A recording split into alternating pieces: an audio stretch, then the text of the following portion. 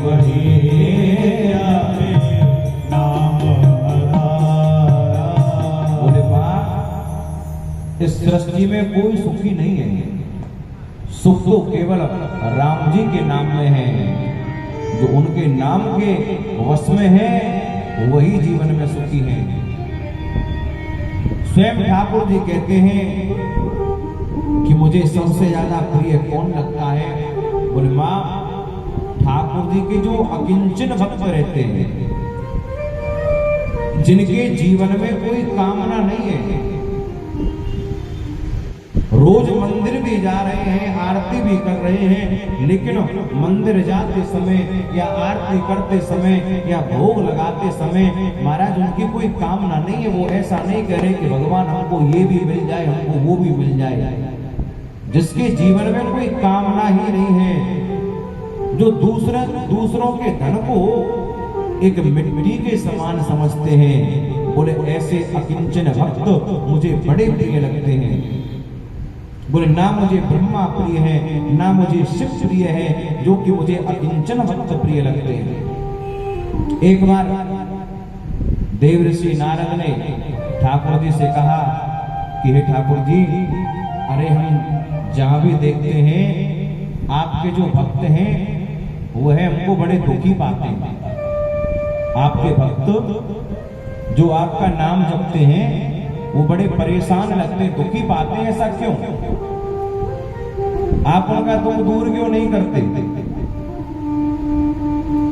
नारायण भगवान बोले कि नारद, ये तुमको लगता है कि मेरे भक्त दुखी रहते हैं? मैं उनको सुखी करना भी चाहता हूं, निर्धन को मैं धन देना भी चाहता हूं, लेकिन मेरे भक्त ही ऐसे अलबेले हैं कि महाराज मैं देना भी चाहता हूं, लेकिन फिर भी वो स्वीकार नहीं करते, फिर भी वो स्वीकार नहीं करते।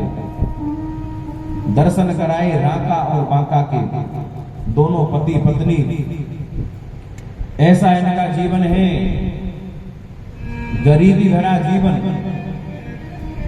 दोनों पति पत्नी वन में जाते हैं और साथ में जाकर के लकड़ी काट के लाते हैं, लकड़ी काट के लाते, उन लकड़ियों को बाजार में बेच करके आते हैं, तो जो उनसे रुपया प्राप्त हो जाता उसी से अपना जीवन यापन वो करते हैं।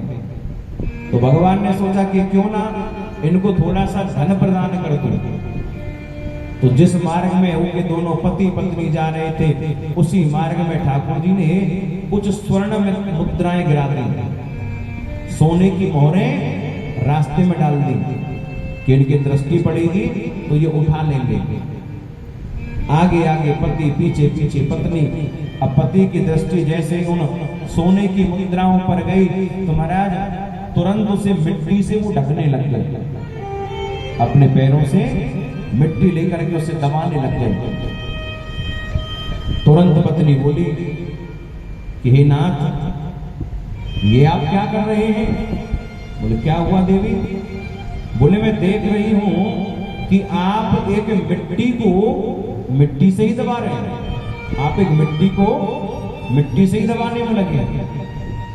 बहुत प्रसन्न हो गए, बोले देवी मैं तो सोच रहा था कि कहीं ऐसा ना हो कि आपके मन में कोई लालच आ जाए, इसलिए मैं दबा रहा था, लेकिन तुम तो मुझसे भी ज्यादा महान निकली। ठाकुर जी बोले कि नारद देखो, मैंने इन दोनों को धन देना चाहा, लेकिन इन्होंने दूसरे के धन को मिट्टी के समान समझ लिया, उसको स्वीकार किया ही नहीं। आगे और ठाकुर जी ने दिखाया, ठाकुर जी ने सोचा कि ये रोज लकड़ी काट के ले जाते हैं, तो क्यों ना आज इनकी लकड़ी मैं ही काट के रख देता हूं, इनको परिश्रम नहीं करना पड़ेगा, आएंगे और सीधे लकड़ी उठा के ले जाएंगे। ठाकुर जी ने जंगल की लकड़ियां काट करके एक जगह रख दी।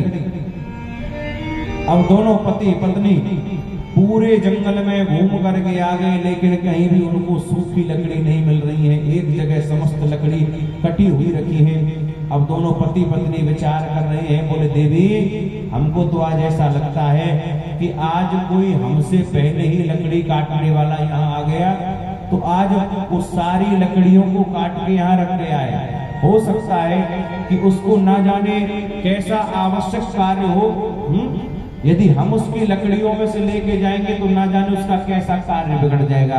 कोई बात नहीं है, यदि आज हमको लकड़ी नहीं मिलेगी तो कोई बात नहीं है, केवल क्या होगा कि हम लोग आज का भोजन नहीं कर सकते हैं, हम कल दूसरे जंगल में जाएंगे, वहां से लकड़ी काट लेंगे। ठाकुर जी कहते हैं कि नारद देखो, मैंने उनको इनकी मदद भी करनी चाहिए, लेकिन फिर भी इन्होंने उसको भी स्वीकार नहीं किया। बोले ऐसे मेरे अलबेले भक्त हैं, और ऐसे ही भक्त श्री ठाकुर जी को बड़े प्रिय लगते हैं। और बोले माँ ने पूछा कि बेटा एक बात बता, इस जीव को जब ये माँ के गर्भ में रहता है तब तो इसे सुख मिलता होगा? बोले नहीं माँ, गर्भ के समान इस जीव को कहीं भी दुख नहीं मिलता है। जितना दुख गर्भ में मिलता है ना, उतना कहीं नहीं होता है। गर्भ वासम समम दुखो ना भूतो ना भविष्यति।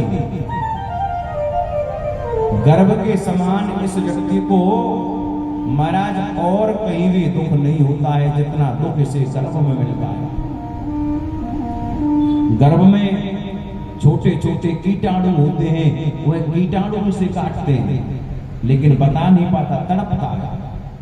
यदि माँ किसी चटपटी वस्तु का सेवन कर ले तब महाराज इस जीव को तकलीफ हो जाती है। तब ये जीव ठाकुर जी से निवेदन करता है कि एक बार मुझे गर्भ से बाहर निकालिए, फिर मैं बाहर जाके आपका खूब भजन करूंगा।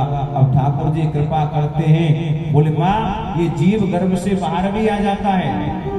तो बोले बेटा अब तो इसे सुख होगा, अब तो गर्भ से बाहर आ गया, बचपन में तो सुख है। बोले नहीं माँ, बाल्यकाल में भी सुख नहीं है, क्योंकि बचपन में पलंग में लेटे रहते हैं। अब उस पलंग में छोटे छोटे खटमल इस जीव को काटते हैं, मच्छर इसे काटने लगते हैं। अब ये बोल पाता नहीं है, लेकिन दर्द महसूस करता है, कहना चाहता है लेकिन बोल नहीं पाता।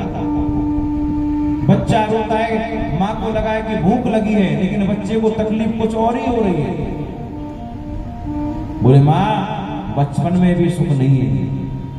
बोले सुख यदि देखना है तो सुख तो केवल उसी काम में है, आराम की तलब है। यदि आराम की आवश्यकता है और सुख चाहिए तो आराम की तलब है, तो एक काम कर, आराम की शरण में और राम राम कर।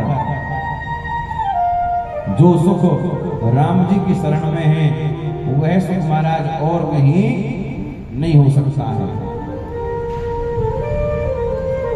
आगे से सुखदेव भगवान वर्णन करते हैं, भक्ति की 9 स्थिति बताई, और जब जीव 10वीं स्थिति में प्रवेश करता है तो उसका संपूर्ण शरीर पानी बनकर के बहने लगता है। वही माता देवहूति के साथ हुआ। माता देवहूति का शरीर एक सिद्धदा नामक नदी बना, जिसमें से कि भगवान कपिल देव भगवान ने आचमन किया और सीधे गंगा सागर क्षेत्र की ओर वो चले गए हैं। बोले कपिल भगवान की जय हो। अब आगे सुखदेव भगवान ने श्रवण कराया।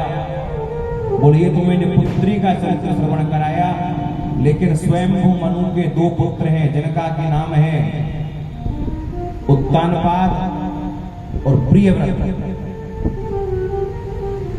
ये 2 पुत्र हैं। तो महाराज उत्तानपाद का चरित्र वर्णन किया है।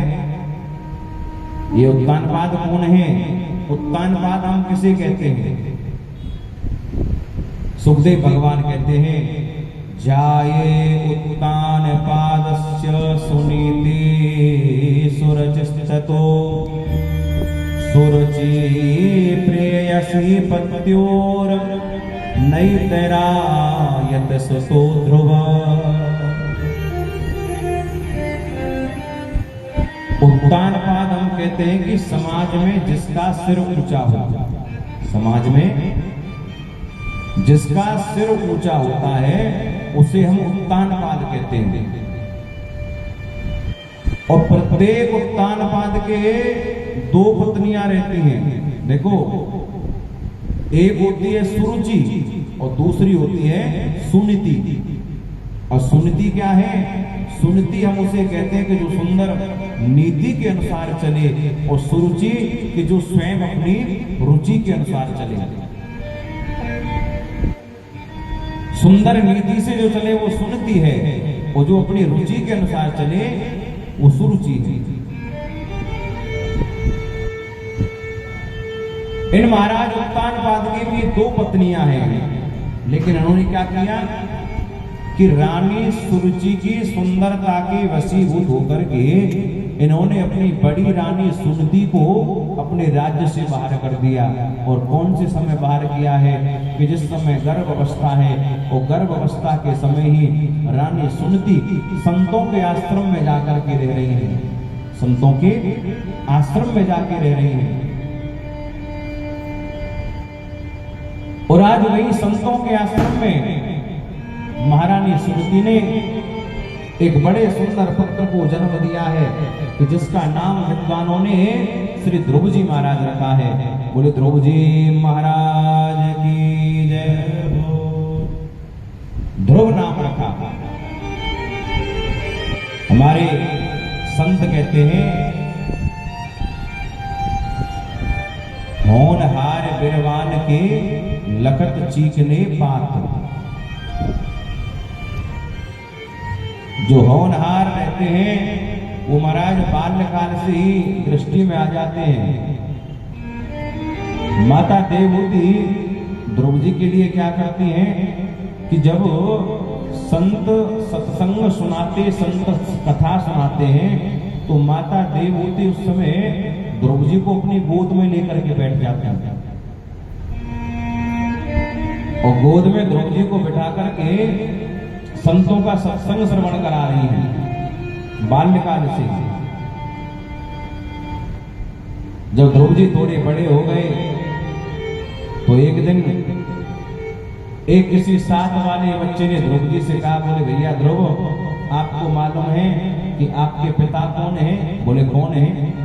बोले आपके पिता यहाँ के महाराज हैं, राजा उत्तानपाद। आज एक पुत्र की इच्छा अपने पिता से मिलने की हो गई, तो चल दिए महाराज ध्रुव जी अपने पिता से मिलने के लिए। और जैसे ही अपने पिता से मिलने के लिए राजगद्दी पर जा रहे हैं, अपने पिता की गोद में बैठना चाह रहे हैं, तो उसी समय माता सुरुचि ने आवाज लगाई, बोले खबरदार ध्रुव, जो तुम अपने पिता की गोद में बैठे थे। बोले यदि तुमको अपने पिता की गोद में बैठना है तो इस प्रकार तुम अपने पिता की गोद में नहीं बैठ सकते हो, बल्कि महाराज इसके लिए तुमको वन में जाकर के पहले तपस्या करनी पड़ेगी, और तपस्या करने के बाद जब भगवान तुमको दर्शन दें, बोले तब उनसे वरदान मांगना कि इस बार मुझे माता सुरुचि के गर्भ से जन्म मिले। बोले जब तुम मेरे गर्भ से जन्म लेकर के आओगे तब ही तुम इस राजगद्दी पर बैठ सकते हो। सुखदेव जी कहते हैं कि परीक्षित, यहां सुरुचि ने 2 अपराध कर दिए, और वो 2 अपराध कौन से? एक धार्मिक अपराध किया और दूसरा लौकिक अपराध। लौकिक अपराध तो ये किया कि पुत्र को उसके पिता से नहीं मिलने दिया, और धार्मिक अपराध, बोले धार्मिक अपराध ऐसा कर दिया कि आज सुरुचि ने अपने गर्भ को इतना महान बता दिया कि यदि मेरे गर्भ से जन्म लेना है तो पहले वन में जाके तपस्या करनी पड़ेगी। ये ठाकुर जी का अपराध कर दिया। जैसे कोई सोए हुए सर्प पर लाठी का प्रहार कर देता है और सर्प बड़ी जोर जोर से श्वास देने लगता है, उसी प्रकार ध्रुव जी महाराज रोते हुए अपनी माँ के पास आए। माँ ने देखा कि ध्रुव रो रहा है, माँ ने दौड़ करके अपने अंक में ध्रुव जी को भर लिया, हृदय से लगा लिया। बोले बेटा ध्रुव, रोते क्यों हो, क्या बात है, क्यों रो रहे हो? ध्रुव जी कहते हैं कि वो रानी सुरुचि होती कौन है जो मुझे इस प्रकार डांट लगाई है? बोले क्या कह दिया? बोले आज मैं अपने पिता की गोद में बैठना चाह रहा था तो रानी सुरुचि ने मुझे रोक दिया और कहा कि ध्रुव, यदि तुझे इस गद्दी पर बैठना है तो पहले वन में जाकर तपस्या कर। आज माता सुनती ने पहले ध्रुव जी को समझाया। बोले ध्रुव, वो तेरी छोटी मां है, इस प्रकार मां से नहीं बोला जाता है। और बोले यदि तेरी मां ने तुझसे वन में जाने के लिए कहा है तो कोई गलत बात नहीं कही है। यदि सुरुचि ने तुझे वन में जाने के लिए कहा है तो उसने बहुत अच्छी बात कही है, क्योंकि संसार में वही माता पुत्रवती मानी गई है। कौन सी? पुत्रवती, युवती जग सोई, रघुपत भगत जास सुत होई। जिसका पुत्र राम जी के चरणों का दास हो, बोले वही माता इस संसार में पुत्रवती मानी गई है। बोले ध्रुव, मैं भी तुमको रोकूंगी नहीं। यदि तुम कल वन में जाना चाहते हो तो आज ही वन में चले जाओ, आज ही मैं तुमको आज्ञा दे रही हूं, जाओ तो सही। पहले माताएं अपने पुत्रों को तपस्या करने से या मंदिर जाने से रोकती नहीं थी, लेकिन आज का हाल थोड़ा ऐसा चल गया है कि सत्संग में भी बच्चों को लेकर के नहीं आते। फोन बच्चों को घर में दे देंगे, फोन में बच्चे व्यस्त रहेंगे, लेकिन सत्संग नहीं सुना सकते। और पहले की माताएं सत्संग सुनाती थी बच्चों को, तो सुंदर संस्कार बच्चों में आए। आज ध्रुव जी महाराज चल दिए, बाल्यावस्था है, 5 वर्ष की अवस्था, चलते जा रहे हैं। आज नारायण ने विचार किया कि ये मेरा छोटा सा भक्त जा तो रहा है, लेकिन जब तक इसे गुरु मंत्र नहीं मिलेगा तब तक तपस्या कैसे करे, क्या नाम जप करेगा। तो आज देव ऋषि नारद का आवाहन मानो भगवान ने किया और भेज दिया ध्रुव जी के पास, ध्रुव जी के पास भेज दिया। और जैसे ध्रुव जी के सामने देव ऋषि नारद आए तो ध्रुव जी ने नारद जी को देख करके साष्टांग प्रणाम किया। और साष्टांग जैसे प्रणाम किया तो नारद जी का हृदय गदगद हो गया। बोले बच्चा संस्कारी दिखता है कि जो संत को देखते ही साष्टांग प्रणाम करता है, संत को देखते ही ये साष्टांग प्रणाम करता है। बोले बेटा कहां जा रहे हो? बोले वन में जा रहा हूं तपस्या करने के लिए। बोले तुमको मालूम है कि जंगल में बड़े बड़े शेर रहते हैं, वो तुमको भक्षण कर जाएंगे, खा जाएंगे। लेकिन ध्रुव जी ने कहा कि मेरी मां कहती है कि उस शेर में भी मेरे परमात्मा का वास है, शेर में भी परमात्मा का वास है। नारद जी ने मन में सोचा कि विश्वास इसका अटल है, विश्वास मजबूत है। बोले वन में कुछ खाने को नहीं मिलता है, घर में कितनी बार भोजन करते हो? बोले घर में तो 2 बार तो करता ही हूँ, सुबह शाम, लेकिन जब मेरी माँ गोद में बिठा के मुझे जब जब भोजन कराती है मैं तब तब कर लेता हूँ। तो बोले वहां जंगल में तुमको कोई भोजन देने नहीं आएगा। लेकिन ध्रुव जी कहते हैं कि जानता हूं, लेकिन मेरी माँ कहती है कि जब दांत नहीं तब दूध दियो, हैं? जब दांत नहीं तब दूध दियो, अब दांत दिए तो अन्न देखो। बोले जब बच्चे के दांत नहीं होते हैं तो ठाकुर जी दूध की व्यवस्था कर देते हैं। अब बोले जब दांत दिए हैं तो वही ठाकुर जी अन्न की भी व्यवस्था करेंगे। आज नारद जी महाराज का हृदय बड़ा प्रसन्न हो गया। बोले बच्चे का विश्वास बड़ा अटल है।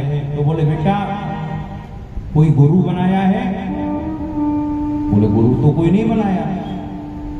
तो बोले बेटा पहले गुरु बनाओ, क्योंकि गुरु का महत्व क्या है? हमारे संत कहते हैं गुरु बिन भवनिध तरहि न कोई, और जो विरंज शंकर सम हुई। यदि स्वयं ब्रह्मा और शंकर जी ही क्यों ना हो, यदि गुरु नहीं है तो महाराज इनका भी उद्धार नहीं हो सकता है। हम बिना गुरु के भव से पार नहीं उतर सकते हैं। ध्रुव जी कहते हैं कि गुरु भला मैं किसे बनाऊं? आप ही मेरे गुरु बन जाएंगे। और नारद जी का हृदय प्रसन्न हो गया। नारद जी ने गुरु मंत्र प्रदान कर दिया। बोले बेटा, 12 अक्षर मंत्र दिया, ओम नमो भगवते वासुदेवाय। बोले बेटा, मेरा पूर्ण विश्वास है, गुरु का आशीर्वाद है कि तुम जाओ और वन में जाकर के इस नाम का जप करो। ठाकुर जी तुम्हारे ऊपर अवश्य ही कृपा करेंगे, तुमको दर्शन अवश्य ही ठाकुर जी प्रदान करेंगे। जाओ तो सही। आज चल दिए ध्रुव जी, पहुंचे ही मधुवन में, और मधुवन में आकर के ध्रुव जी महाराज ठाकुर जी की तपस्या करने लगे हैं। और कितने दिन तपस्या की है? 3 महीने। पहले महीने की तपस्या चल रही है। आप लोग भी जरा बोलिए, ओम नमो भगवते वासुदेवाय, ओम नमो भगवते